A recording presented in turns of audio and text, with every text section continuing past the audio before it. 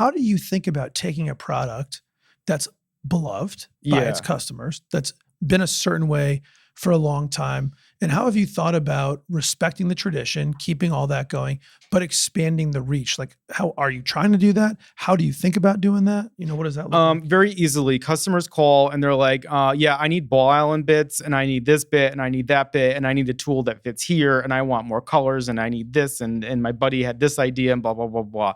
And I take all that down and, and use that. I have a couple key customers that I'm in very close contact with that really help me out. And then people writing with ideas all the time. In terms of marketing, I built a website. We sell on, Amazon and eBay, the standard stuff. I really just try to, our tools kind of have a retro aesthetic. Mm-hmm. And I try to continue that aesthetic visually because I actually have a, background in graphic design. But in terms of marketing, I really don't do a lot. Our products sell themselves. And most of our business is from customer referral. So people just tell people about it and they get it. So that's interesting. So there's a really great takeaway I think here about listening to your customers. It's like talked about all the time.